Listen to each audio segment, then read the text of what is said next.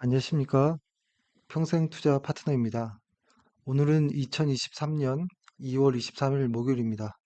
현재 시간은 9시 21분입니다. 오늘 방송 시작하겠습니다. 오늘도 꽤 달라진 어떤 이슈는 큰 무언가는 없습니다. 아직은 뭔가 이렇게 확 나올 정도는 없고요. 시장을 일단 좀 보면 어, 코스피 지수가 오늘은 좀 올랐습니다. 0.89 정도 올랐는데요. 좀 거래량까지 늘었으면 좋았을 텐데 거래량이 늘지 않는 양봉이었기 때문에 크게 의미를 부여하기는 조금 애매한 부분이 있습니다. 그렇다면 어제 이야기했던 달러 대 유로 또 한번 볼까요? 달러 대 유로도 역시 조금 움직이고 있는데요. 어떤 보조지표라든지 적어도 한 5일 이평이라든지 10일 이평 정도를 좀 올라타는 이런 모습은 아직 나오지 않고 있고요. 해외 차트에서 중기채 IF도 좀 보면 아직은 계속 하락하고 있습니다. 얘네들이 좀 상승을 해주면 코스피도 좀 반등할 수 있을까? 이런 좀 기대는 할 수 있거든요. 근데 아직은 크게 달라진 부분은 보이지 않고 있다라고 말씀드리고요. 그렇지만 어, 큰 시황관이 달라진 건 없습니다. 아직 월간 차트상에서 이제 바닥을 이렇게 만드는 모습이 있기 때문에 저는 분명히 시간이 지나면 이렇게 올라갈 거라고 봅니다.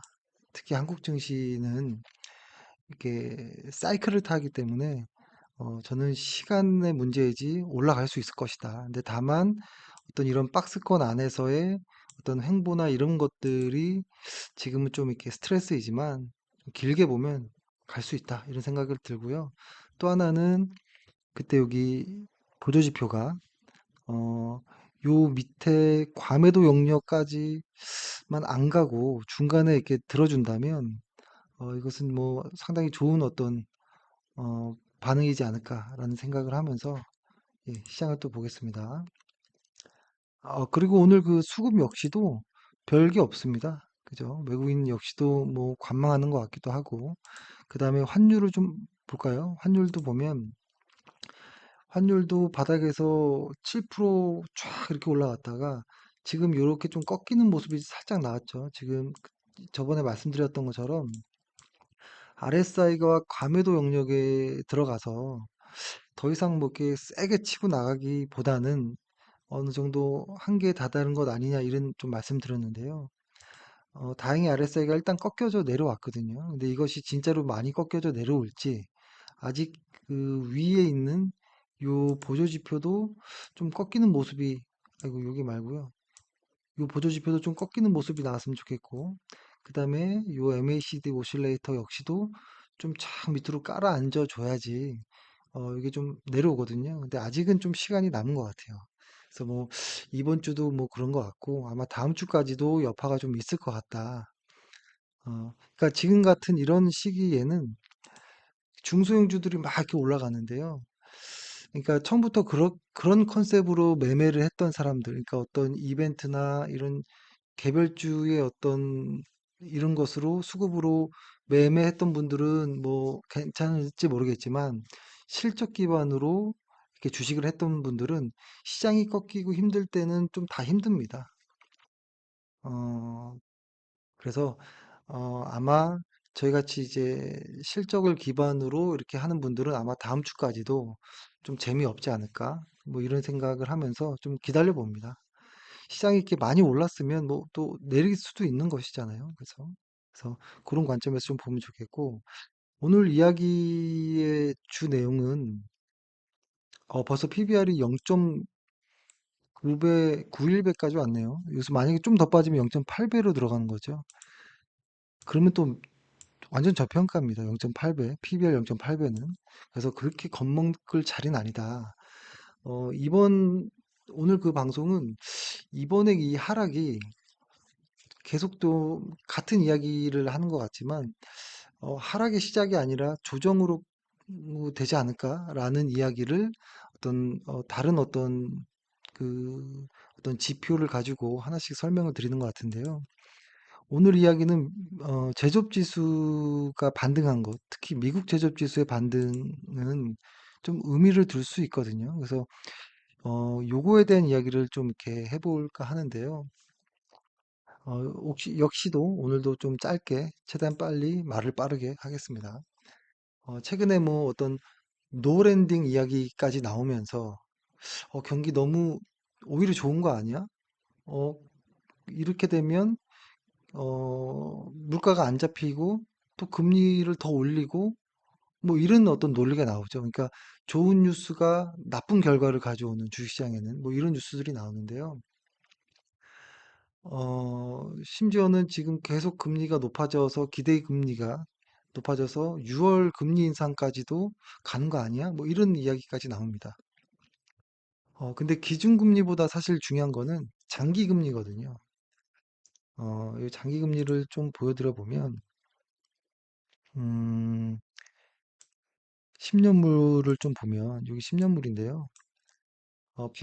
아니, 고점을 한번 땅 치고 내려왔는데, 요 작은 요 고점을 이렇게 내려와서 이렇게 좀 갈 줄 알았던 시장 분위기가 좀 있었거든요.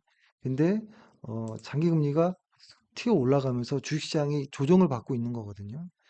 조정을 받고 있는 것인데, 그러니까 요때 10월 달 금리가 확 빠질 때, 그리고 7월 달 금리가 이렇게 팍 빠질 때는 주식시장이 반등했습니다. 그리고 다시 올라가면서 주식시장이 깨지고, 여기도 한번 깨지고, 지금 여기 요 구간인데요. 지금 현재 요 구간, 어, 장기금리가 올라가면서 깨지는 것인데, 이거는 조금 사실 좀 다르게 좀 봐야 되는 거 아닌가. 그러니까 과거에 장기금리가 올라가는 요런 모습에서 주시장 깨진 것과 이번에 올라가는 모습은 매서 주식이 조정받고 하락하는 것은 조금 다르게 봐야 되는 것 아닌가라는 생각을 하는데, 왜냐하면 경기가 회복하는데 장기금리가 상승하는 것은 좀 자연스러운 모습이죠. 그죠? 이런 어떤 모습에서, 그러니까 장기 금리가 지금 4 가까이 왔거든요. 4% 가까이 왔는데 뭐 쉬어갈 수 있는 어떤, 여기서부터 이렇게 확 치고 왔으니까 짧은 시간 안에 당연히 글로벌 증시가 한번 쉴 수 있는 어떤 타이밍이라고 봐요. 그쵸? 근데 여기서 그렇다면 어, 다시 하락 추세로 갈까? 그것은 좀 아니라는 생각이 드는데, 한국 증시로 보고 그냥 설명해 볼까요? 이렇게 보면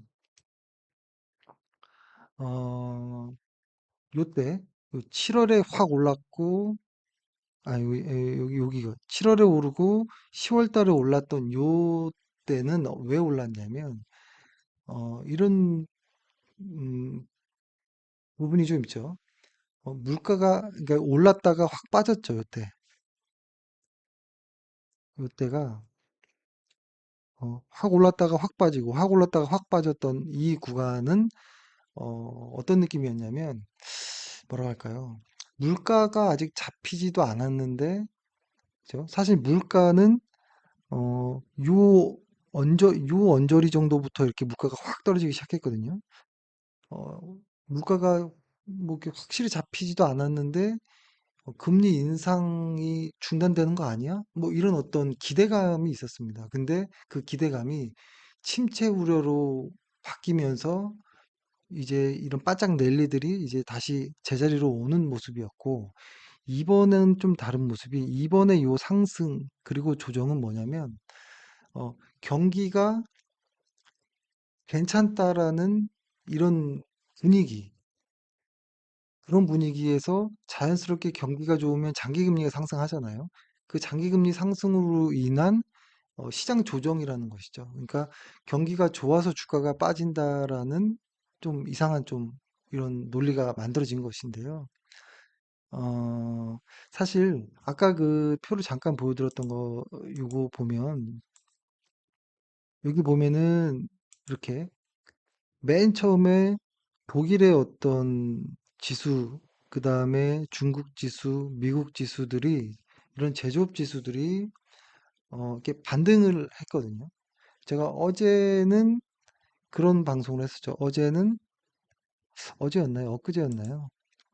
어, 이때는 독일 선행지수가 반등했다. 그 다음에 그 전날에는 컨퍼런스 보드 선행지수가 이를 반등했다라는 내용이고, 오늘은 미국 제조업 선행지수까지 반등한다. 이런 이야기인데, 사실 어, 조금 좀 조심스러운 부분도 있습니다.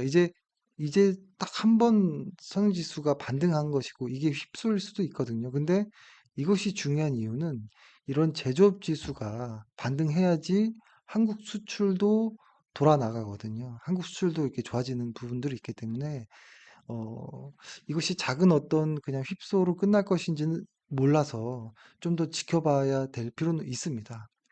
이 와중에 그러니까 진짜 제조업 경기가 반등하는지 물가가 진짜 안정되는지 6, 7월까지 쭉 내려올 수 있는지 뭐 이번 주 PC를 봐야 되긴 하겠지만 또 그 사이에 연준에서 금리 인상을 적당히 이제 또 마무리할 수 있는지 이런 것까지 좀 봐야 되는 부분들이 좀 있습니다. 근데 이런 것들이 경기 회복과 물가 안정 이런 모습들이 확인된다면 증시는 다시 상승할 수 있다라는 것이죠. 그래서 지금 이번에 보이는 이 조정들 미국 시장도 볼까요? S&P 500도 상승하고 조정받고 있고 그렇죠. 근데 어, 하락 거래량이 증가하는 하락은 아니거든요. S&P 500도. 그리고 나스 나스닥도 하락이 있지만 이게 조정이 있지만 거래량을 동반한 하락은 아닙니다. 그리고 코스피는 약간 애매하게 여기서 거래량이 터지면서 어, 어, 이렇게 쭉 내려오고 있긴 한데요. 이런 것들이 어, 아까 말씀드렸던 어떤 경기 회복, 물가 안정 뭐 이런 것들이 받쳐준다면 이 조정 이후에 2500선을 다시 시도 혹은 돌파하지 않을까라는 생각이 드는데 지금 이제 쭉 분위기가 이렇게 보면 중국, 유럽 이어서 지금 미국까지 경기가 바닥을 잡으려고 하는 이런 모습들이 있거든요. 그래서 1분기는 모르겠지만 2분기에는 어떤 선행지수들이 경기 선행지수들이 반등할 가능성이 매우 높아 보입니다. 그래서 지금의 어떤 논리들, 경기가 너무 좋아서 주식시장이 빠진다라는 이런 논리는 조금 이상하지 않나? 이런 생각도 듭니다. 그래서 너무 이렇게 스트레스 받지 마시고 좀 지켜보시죠. 다만 거래량도 없기 때문에 이, 이 지금의 하락을 좀 이렇게 지켜보시고 뭐 달러 유로가 좀 반등하는지 혹은 해외 그 중기채가 좀 반등하는지 이런 모습을 보면서 좀 기다려 봐야 되지 않느냐 이런 생각을 좀 합니다. 예. 그래서 오늘도 많이 좀 머리 아프고 힘드셨겠지만 뭐 다음 주까지도 아마 좀 뭐 그렇게 어쩔지 모르겠습니다. 그리고 어, 뭐 올랐으면 내려가고 뭐 이런 게 있겠죠. 그래서 뭐 지금 보면 이만큼 올라간 부분이 또 이만큼 횡보 기간이 있었거든요. 지금 거의 상승 기간과 횡보 기간이 비슷해지는 거 보면 그렇게 멀진 않았지 않았을까요? 방향을 이 위든 아래든 어디든 뭐 잡을 거라고 봅니다. 예. 너무 고생 많으셨고 내일 그 코덱스 200 적립식 요거 매수하는 거 다들 요즘 잘하고 계시나요? 코덱스 200과 저희가 코덱스 200 미국채 혼합 요 두 개를 적립식을 시작했잖아요. 코덱스 200 적립식과 요 둘 다 요 9월 말 여기서부터 시작을 했잖아요. 그죠? 이때부터 계속 꾸준히 적립을 하고 있는데요. 그때 목표가 한 100번 정도 매주 한 번씩이니까 1년이 52주잖아요. 그러니까 적어도 한 100번 정도까지는 다 안 갈지 모르겠지만 한 2년 정도 안에는 어떤 좋은 어떤 분위기가 나오지 않을까. 요때 했으니까 한 1년 안에는 경기가 다시 이렇게 돌아가지 않을까. 그 안에 뭐 이런 과열권에 들어가면 이제 매수를 뭐 멈출 수 있겠죠. 그러니까 적어도 한 요 정도 여유를 가지고 시장을 좀 어, 보내셨으면 좋겠습니다. 시간을. 예, 오늘 하루 고생 많으셨습니다. 수고하셨습니다.